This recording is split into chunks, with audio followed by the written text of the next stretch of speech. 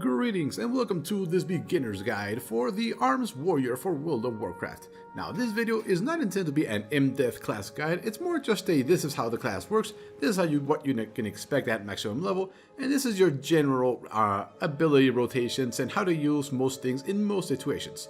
So if you're looking for an absolute in-depth guide with maximum stats and maximum DPS, this is probably not the way to go for it, since I usually play characters in my own way and just grab whatever I like. So without further ado, let's get to it, shall we? Okay, so as you can imagine, Arms Warriors are literally what they sound like. They carry on a very big weapon and they hit very, very hard. How hard are we talking about?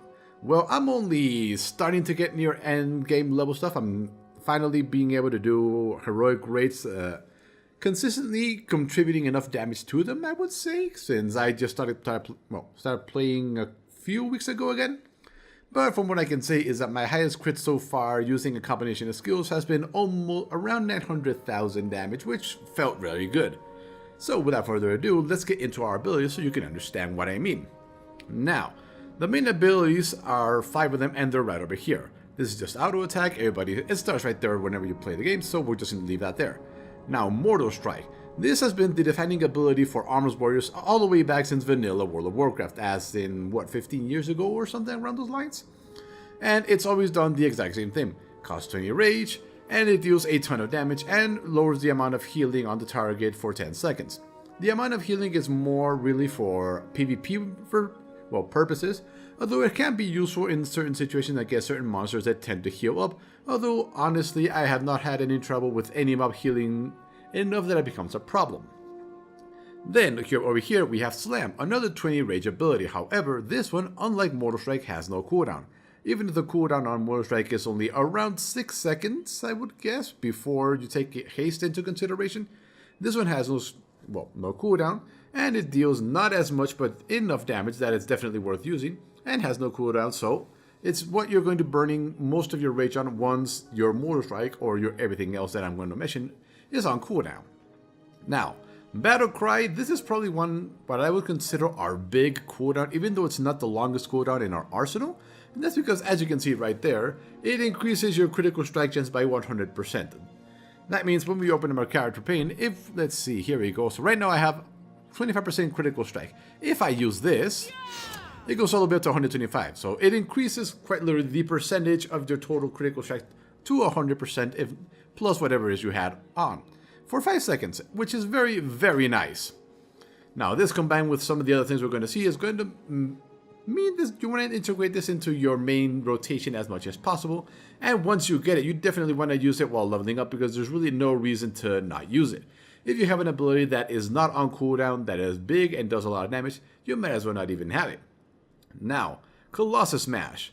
Now, if I recall, I believe this ability was added in Cataclysm, either Cataclysm or Pandaria, and this became the second key ability for Arms Warriors, I believe, although before, when it was implemented, it was given to all warriors, Fury as well as Arms, and maybe Prot, although back then we had stances and it required a certain stance, but right now, only Arms Warriors have it, and as you can see, it deals very little damage, not very little, very decent damage. But as you can see right there, increases the damage you deal to them by 50% for 16 seconds. Now, that 16 seconds is actually usually 8 seconds, and this thing has a 20-second cooldown. However, it has that cooldown and that duration because I picked a talent that extends its duration. But we'll go into talents in a little bit. Now, lastly, we have Bladestorm. This is given to Arms Warriors as a core ability, not a talent. Fury Warriors get it as a talent, although I don't think it's that useful for them, but you can grab it if you want.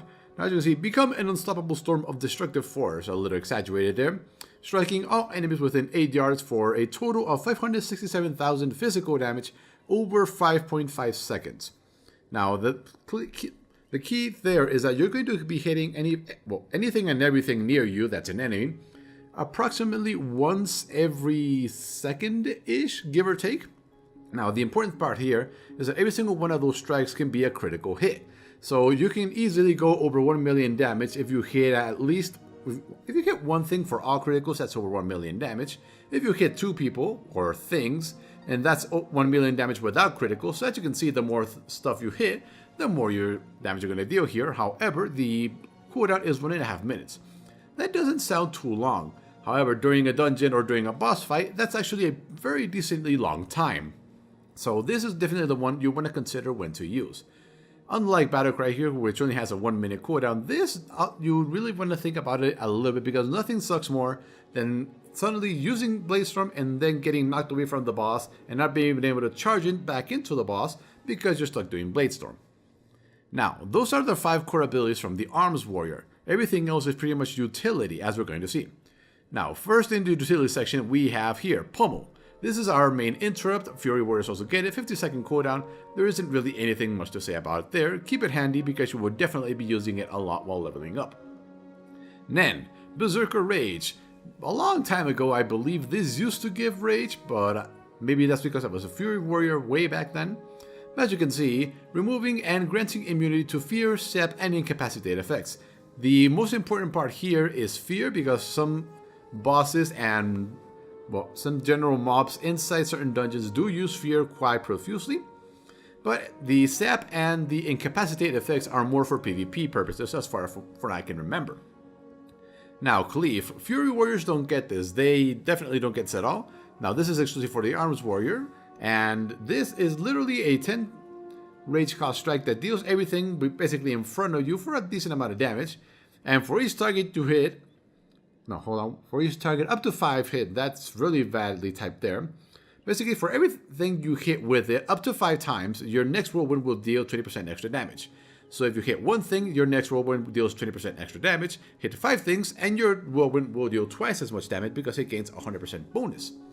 Now, speaking of whirlwind, 30 rage. Oddly enough, I think Fury Warriors don't have a rage cost associated with it, but I'm not really sure. I'll confirm that later. Whirlwind of Steel, striking out enemies within 8 yards for 106,000 physical damage. Now, the key part here is that it costs rage for the Arms Warrior, so you want to make sure you deal as much damage as possible with it. That means if you're in a situation where you're going to be using Whirlwind, you definitely want to use Cleave before you use Whirlwind so that it deals more damage. Other than that, it's definitely only useful in that situation where you're hitting a lot of things for decent damage, honestly. But it really is only useful for that. Now, Execute. This has definitely probably been the defining ability for all warriors in terms of damage, all the way back since vanilla. Now, attempt to finish off a foe, costing 69,000 something physical damage, and consuming up to 30 additional rage, so it costs 10, and you can eat up 30 additional rage for a total of 40, to deal up to 208 additional damage. So this thing can deal around, according to those numbers, this is before armor, 277,000 damage. So yeah, that is definitely our most hardest hitting ability, and I believe as a Fury Warrior I've gotten this to hit around 800,000, but they have a special ability on their artifact weapon, which we'll get into a little bit, that increases the damage it does. But as you can see, this is the hardest hitting thing we have, and all the way at the very bottom, if your foe survives, 30% of the rage spent is refunded. So let's take a little calculation here. If you consume the 40 rage, which is the most optimal way to use it because you deal the most damage, and you don't kill the target, you'll get 30% of that back. So that's 40, that means 10% is 4 times 3. If you don't kill your target and you wasted 40 fury for this, 40 rage for this, you get 12 of that back. Meaning you can use it almost instantly again and hopefully have more rage by then, but you get the idea. So this is by far the most important and your top priority to use if it becomes available. However, it's not just plain and simple like that. Once we go through all the abilities, we'll go over the rotation. Now, Charge. You get this basically at level 1, I hope. It deals very small amount of damage and literally charges you to the target. Now, it says there max 2 charges. That's because of a talent, and the one I believe is the optimal choice in that talent row, which we'll get to in a little bit. Heroic Leap. I do believe we got this in either Frozen Throne or Cataclysm, and it hasn't been until this expansion that I am aware of that now it works properly. So as you can see, it literally leaps us quite a bit of distance, 8 to 40 yards away.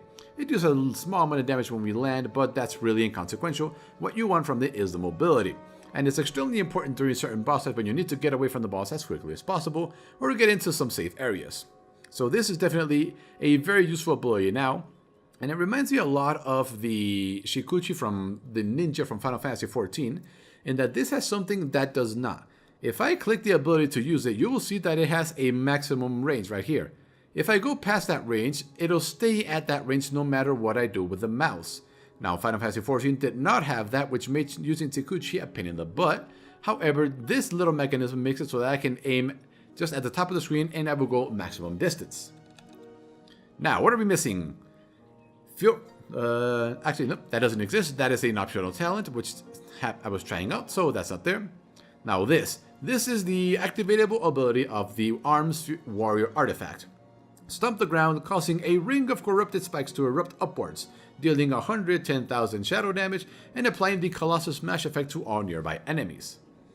Now, as we recall, Colossus Smash increases the damage you deal to anything you hit by 50%. So if you use this, and then you follow it up with Blade Storm, you're going to be dealing a lot of damage, so around 750,000 to every single one. Assuming the Colossus Smash effect lasts long enough for you to apply everything. However, as you can see, damage over 5.4 seconds. That means the last tick of this ability will not have the bonus from Colossus Smash, unless you have the talent like me that extends it for 16 seconds. Now, we're getting into the last final abilities here. Hamstring reduces the movement speed by 50% for 15 seconds and does minimal damage. More of a PvP thing. I don't recall the last time I ever used it on PvE. Victory Rush. This used to be part of every warrior's repertoire. Everybody had it. Now here in Legion, only Arms Warriors have it, which is very surprising to me. And it's an excellent ability, especially for leveling up. You kill something, you see something close by, charge it, use this, and you heal for 30% of your maximum health. That's pretty amazing, isn't it? And considering the fact that it's got no cooldown, if you kill something fast enough, you can literally heal yourself back to full from a very tough fight. Even in small groups where you use a lot of AoE, if you kill all of the main thing you're attacking, minions, which are usually very weak, and you kill them, you can use this instantly and basically not die against a big mob. So very nice ability. I wish 3D Warriors had it again. Now, Die by the Sword. This is probably your only defensive cooldown here. Increases your parry chance by 100%. Now, if I do recall mechanics correctly, players can only parry from the front.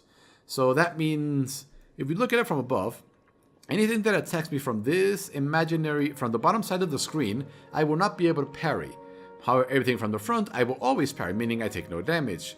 Unlike in Final Fantasy XIV, where parry just reduces the damage, here you don't take any, and reduces the damage you take by 30% for 8 seconds. So that is your main defensive cooldown. As you can see, it's got a 3-minute cooldown. It's the longest thing you have. So this is your "oh no, I don't want to die here" button, and I hope I can kill them before they kill me. Now, Heroic Throw. Everybody has this. I've definitely seen myself using this to pull something away from the bigger group, or to pull something down that is flying above my head. Decently useful. The Generator thread is more for tanking, but everybody gets this, and that's really about it for that thing. Now, Commanding Shout. This is another "oh no" button. As you can see, granting all party or raid members within 30 yards 15% increased maximum health for 10 seconds. After this effect expires, the health is lost. This basically heals you for 50% as your maximum health, and makes it so that everybody near you also gets the 50% extra maximum health added to their health bar. So right now I have 1,955,000 HP total. If I use this, it goes up to 2,249,000. So yeah, it increases your maximum health and heals you for that amount. But after the effect goes away, that extra health is lost. And let's see, what am I missing here? We have Intimidating Shout. This has also been in the game for a long time. Causes the target enemy to cower in fear and up to 5 additional enemies within 8 yards to flee. Targets are disoriented for 8 seconds. Now, one of the important things that it doesn't mention is that cowering in fear is usually broken by taking damage. So if you use this on your main target, and you use it to make sure the rest of the thing that you happen to pull accidentally don't attack you while you're also doing this, he will not be feared anymore because you're attacking him. However, a way I figured out to use this way back in Burning Crusade was if you're attacking something and you are, say, almost kill it, but you need to heal up using bandages or something else, what you can do is you turn around to to have it face your back, and then when you use this, because he's still in range, he will still get feared, and because your back is facing toward him, you won't attack him anymore. Having that way, the fear is always there and doesn't break, and then you can use a bandage. So that's one of the ways I've learned to use this thing, even if right now a bandage is heal for a parsley amount compared to the amount of health you have. Now, are we missing anything? Yeah, the last ability, which is not on my hotbar, is Taunt. This is a tanking ability. I don't know why we have this. Honestly, you should never use this. I honestly don't know why it's there. Okay, so those are abilities. So let's go over the general rotation, shall we? Now, what I mean by a rotation is the general order of abilities in which you are going to be using everything depending on when it comes up and what's available. Now, as we discussed earlier, our most important ability to use as soon as it's off cooldown is Execute. However, once you get to level 100 and you get your artifact weapon, there is an ability in the artifact weapon, which is, let's open it up, which is, let's see, right here. After using Colossus Smash, your next Mortal Strike or Execute deal 50% additional damage.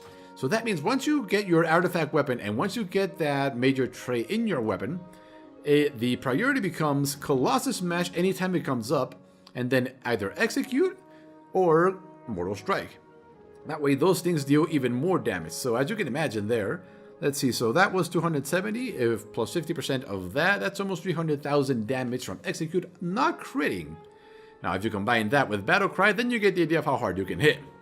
So, general order, before, if it is at full health and you are not going to be able to execute it, it's always Colossus Smash because you want to keep this effect on at all times, and then Immortal Strike, and then if it becomes available and you decide to go with it on your talent, Overpower. This is a talent, and it deals decent damage, and it requires to be, well, it's actually a proc chance that the rest of your melee abilities, as you can see, your other melee abilities have a chance to activate it. I have no idea what the proc is, but it's decent enough that I use it a lot.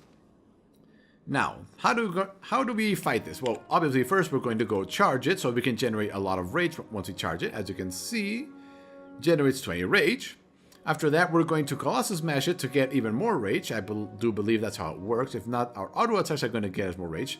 And then from there, we're going to go into Mortal Strike, and then if it's available, we're going to use Overpower because as you can see, it hits harder than, just slightly harder than Slam, but the increased critical strike from it is definitely worth going for. And then if nothing else is available, we are going to use Slam. Now, I only really use Bladestorm when I'm fighting a pack, especially in dungeons, because other than that, it's really just a waste of a cooldown, because you can definitely deal more than that amount of damage by using Colossus Smash and all of these other things combined. So really, Bladestorm is really more for groups. So let's here we go for the standard rotation. Charge in, Colossus Smash, Mortal Strike, our overpowered proc, and then and then we refreshed it, and again, and repeat. And because nothing else was available there, here we go, another reset. And nothing else is available, so we do that. And that is the general rotation that you're going to be doing. Now, as you saw earlier, the Colossus Smash got its cooldown reset, and that is from the passive that Armor's Warriors get, well, one of the two. And I believe that is Tactician, yes. You have a 0.75% chance per rage spent to reset the remaining cooldown on Colossus Smash and Immortal Strike. So that means as you're fighting and you use more abilities, you can suddenly get your Colossus Smash into Mortal Strike combo refreshed almost. And you can get that going over and over and over again to just spam that over many, many seconds and literally overwhelm your opponent, whatever it may be, into submission. Now, other one is Colossal Might.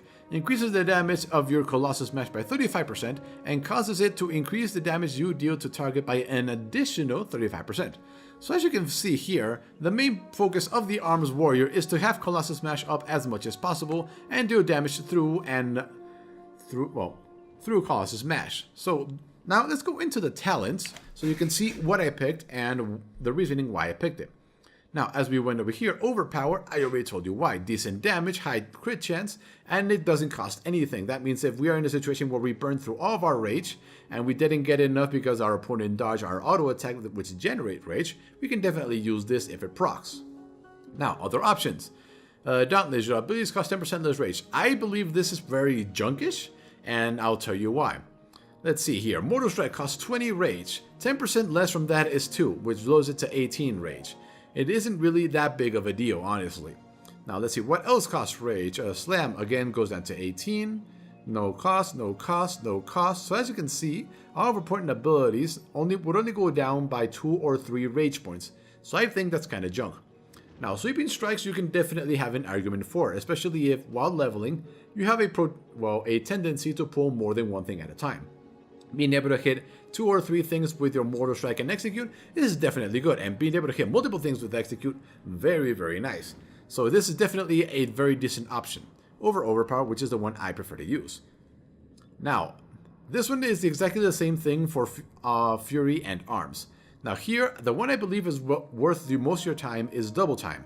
It increases the maximum number of charge on charge by 1, basically you can charge twice in a row, and reduces its cooldown by 3 seconds. This lets you charge a lot more, and since charge generates rage, being able to do this more is absolutely worth it. Now, Stormbolt is definitely good. It's a 4-second stun that deals decent damage with a okay range. So in PvP, this is definitely something you can choose to use. Or if you're, like I said earlier, you have a tendency of pulling too many things at once, Shockwave is another decent ability.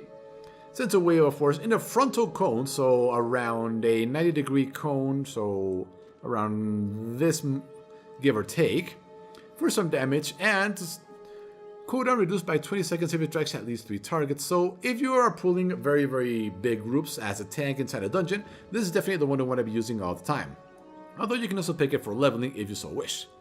Now, level 45 talents. This is where stuff gets very interesting. For example, I personally picked Trauma. Slam, Whirlwind, and Execute now cause the target to bleed for 20% additional damage over 6 seconds. Multiple uses accumulate increased damage. So what this means is that every time you use one of those 3 abilities, you're going to put a dot on them that deals 20% of the damage you just hit them with. Now, remember that it works with Execute, so 20% of 270-ish maximum damage is around 60,000 damage, and that's what they're going to take over 6 seconds. Now, if you can use Execute, you're going to be using that over and over, so you're going to be stacking this dot over and over, increasing your overall damage. Now, over here we have Rend. I am not convinced by this ability at all. Wound the target, costing 51,000, so very little damage, physical damage instantly, and an additional 300,000 damage over 8 seconds. The problem here is that it costs 30 rage. That means you have to choose either use Rend or use your Mortal Strike or Execute. So I don't personally like this, even if the damage is very, very decent. Over 8 seconds, you can easily deal more than that amount of damage with the rest of your abilities, especially with Trauma, stacking it up with Slam. So I don't think that's a nice ability at all. Now, Avatar. Now, if I was Fury, this is the ability I would pick. So for 20 seconds, you deal 20% increased damage and you remove all roots and snares. So if you're being rooted by a druid in PvP a lot, you might want to consider grabbing this. However, because this is an activated ability with a 1.5 minute cooldown, and this is active literally all the time anytime I use Slam, Whirlwind, or Execute, this is definitely my choice here because it's passive, you don't have to worry about it, and it basically increases your damage by 20% every time you use those abilities. Now, level 60 abilities. This right here is very crazy to me. Restore 6% health every 1 second when you have not taken damage for 5 seconds. That means that with this, Victory Rush here is almost useless while leveling because if you do not take damage for 5 seconds, you will heal for 6% every 1 second, which is very, very, very crazy. How crazy is it? Let's see. I believe there's a very big pit over here where I can show you how much I am being healed for. Yes, there it is. So I'm going to jump down here and I'm going to show you how fast this heals me back up. So jump down, take some damage. So that, as you can see, I took around 1/4 of my damage, and in 4 seconds, I am already at max health. So this is definitely my choice ability here, at least for PvE. Now, what other options are there? Bounding Stride reduces the cooldown on Heroic Leap by 15 seconds, and Heroic Leap now also increases your run speed by 70% for 3 seconds. So this is more of a PvP ability where mobility is king. So if you're planning to do a lot of PvP, this is definitely the one to want to use. Now, Defensive Stance. I do not know why this is here, honestly. It's like, you remember that defensive stance you had a long time ago? Well, here, have it as a talent that you're never going to pick because it's completely suboptimal. A defensive combat state that reduces all damage you take by 20% and all damage you deal by 10%. So yeah, definitely not one you want to pick if you want to deal damage. Now, into the really fun stuff. It's level 75 talents, Fervor of Battle. Whirlwind deals 80% increased damage to your primary target. Now this, I'm not really sure what to make of this one. So if you're facing a lot of stuff, let's say you're facing 3 ads in the PvE scenario, your main target is going to take 80% increased damage from Whirlwind. I guess you could, in the sense, see that being useful, but honestly, I don't think it's good enough as a talent to pick up. Now, Mortal Combo. Mortal Strike now has a maximum of 2 charges. Now, this definitely could be used if you like killing a lot of stuff very quickly. Or if you're going to PvP, this definitely seems like the one you want to go with.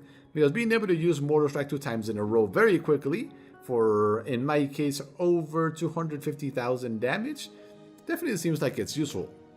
Now, Titanic Might, this is the one I mentioned earlier. Increases the duration of Colossus Smash by 8 seconds and reduces its cooldown by 8 seconds. So this is the talent that allows me to use Colossus Smash and make sure that that debuff that it applies is always on my target, and even if it, well, regardless of whether I have to wait for its 12-second cooldown or if it just reprocs from our passive and I can use it again.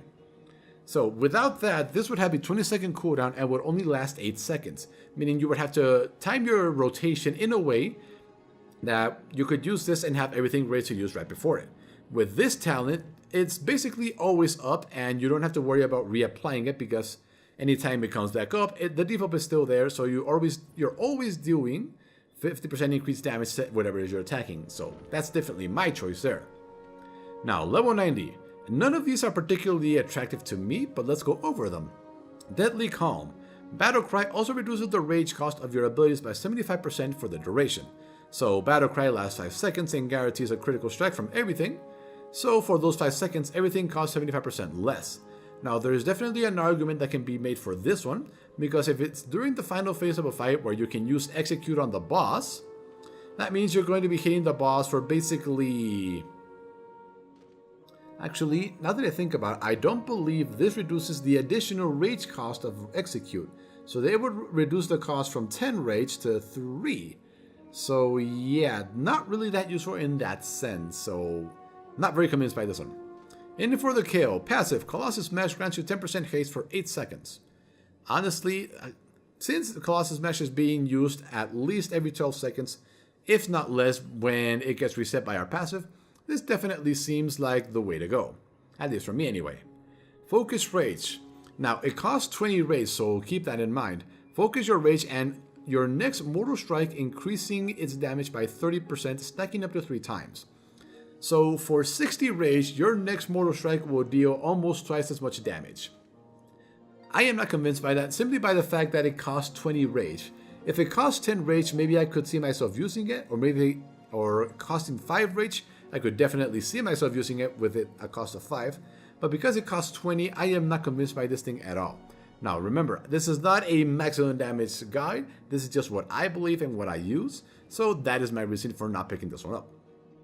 Now, level 100 talents. This is where stuff usually gets crazy, but I don't think any of these are particularly crazy. Anger Management. Every 20 rage you spend reduces the remaining cooldown on Battle Cry and Blade Storm by 1 second. So that basically means that every Mortal Strike you use and every Slam you use reduces the cooldown on Battle Cry and Blade Storm by 1 second. So that's a 1 minute cooldown and a 1.5 minute cooldown. So if you want to spam those 2 abilities, this is definitely the one you want to choose. Now this is the one I chose simply because it sounds really fun and because seeing lots of numbers suddenly pop up is definitely fun. Your melee abilities have up to a 60% chance based on the target's missing health, so the lower their health, the more of a chance you have to trigger an extra attack that deals 55,000 damage and generates 5 rage. Now the important part there is the generates 5 rage. So getting 5 rage out of nowhere for free is definitely a good thing here. So that's why I picked that one. Now, Ravager is literally replaces Blade Storm and is a more powerful version of it. However, you sacrifice more damage for being able to place it anywhere you want, but you also lose the being able to move, and makes you immune to basically loss of control effects. So if you want to do maximum damage, this is probably the one you want to use. Oh, and it only has a 1 minute cooldown instead of a 1.5 minute. So this increases your damage by a lot. And if you want to go maximum damage, this is probably the one you want to use. I don't really use Blade Storm that much unless it's in a group. So really I didn't not like this much, but I can definitely see it being useful, since it also generates 7 rage every time it deals damage. So that means if you're fighting something, and let's say a minimum of 3 things, every time it deals damage to those 3 things, you're going to be generating 21 rage. 20 rage is almost enough for the use of a whirlwind, or of a use of definitely used for a cleave. So this would definitely give you a lot of options there for PvE, not so much for PvP as much as I can tell. Now for PvP, I don't think any of these are particularly useful. Maybe anger management, but I guess at this point it's really up to you. Now, with all of those said and done, we are only missing one more thing, and that is our weapon, which I slightly showed you earlier. So when you first get your weapon, you're only going to have this, which is the ability, the activated ability that I mentioned earlier, and you're going to be forced to spend a point here because this is the only one that's going to be available. Once you spend your first point here, everything else will be unlocked, and you're going to have to follow a traditional, make sure you have the thing before the other thing before you can pick the thing. So what I mean by this is that in order, you're going to start here, and nothing else is going to be available. Now, this is the one I thought was the most amazing, simply because of the way I play, and because I have the, well, we have the passive that resets Colossus Mash's timer, and Mortal Strike, so I decided to go this way because here, increases damage dealt by slam by 50%, that is our rage stump, so definitely useful. Whirlwind critical strikes generate 1 rage, not that useful, but it's something. Now, Tactician's chance to trigger is increased as if you spent 16% more rage. Now, this is pretty amazing because that means that now right now I'm getting an extra rank from this right here, from one of the relics I inserted into it. So that means every single point here, which is a minimum of 3, that you need to complete all 3 points in order to advance to the next one. That means that it counts as if you had spent 12% more rage than we actually did in order to calculate whether Tactician, which resets Colossus Smash, or Mortal Strike resets. So this is definitely amazing. And then this one, which I mentioned earlier, after using Colossus Smash, your next Mortal Strike and Execute deals 50% additional damage. I immediately rushed for this one, and I gotta say it's definitely worth going there. It's thanks to this thing and combination with lots of other things that I was able to deal the Mortal Strike hit for around 900,000, which felt very, very nice. Now, what else is up here on this route that I decided to take? So after grabbing this, I went this back here in this direction. When heroically blends, you gain 30% increased armor and chance to parry for 4 seconds. Honestly, just a bit of utility, a bit of survivability, not much in that scenario here. Colossus Smash increases the critical strike chance of your next Mortal Strike or Execute by 24%.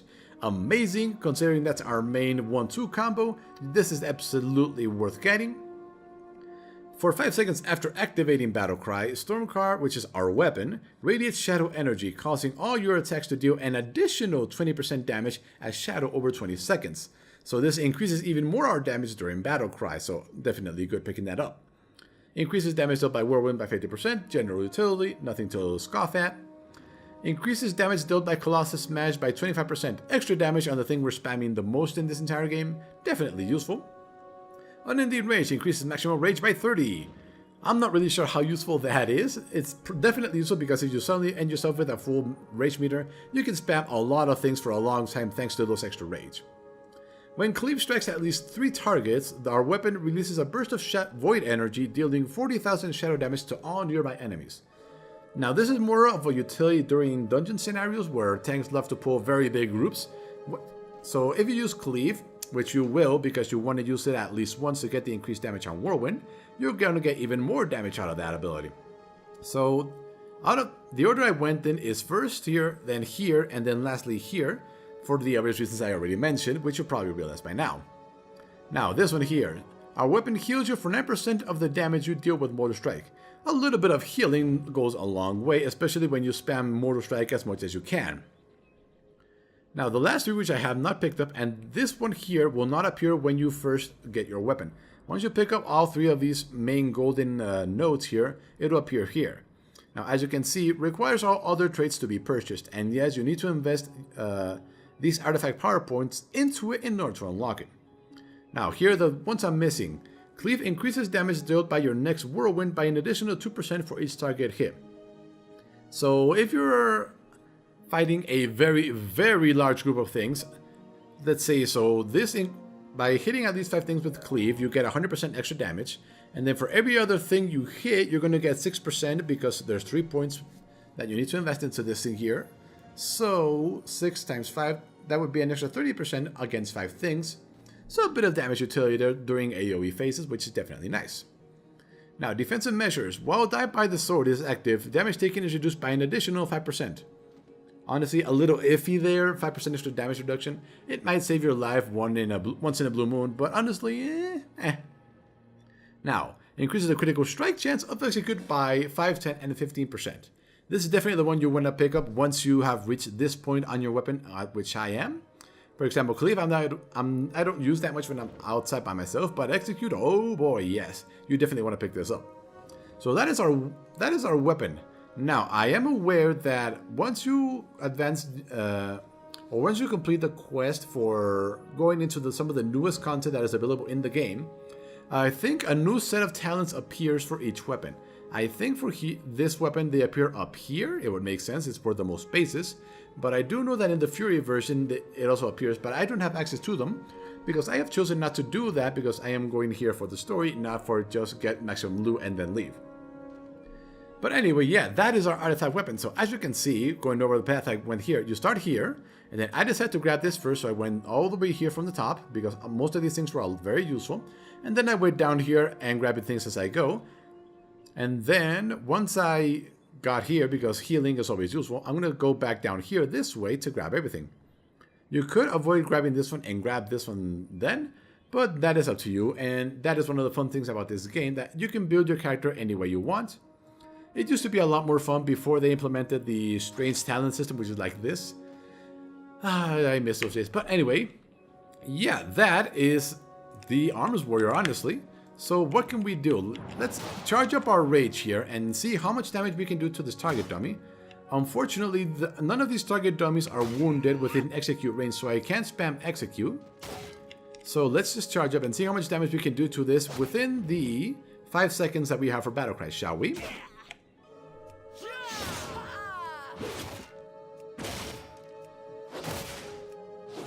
Now, as you can see right there, we had some very bad luck with our passive that did not reset our Colossus Smash or Mortal Strike to reset its cooldown, which is a little bit one of the fun parts of this build, which is a bit on the reliance of getting that to proc. If it does proc, you can, as you can see right there, proc again. Let's see, can we get a proc again? No, we cannot. And no. Now, as you can see, it's very, very simple to use this, well, this class and this spec. And that is Woven right there. Use this again. And as you can see, my reach is never completely drained. And here we got another proc, very nice.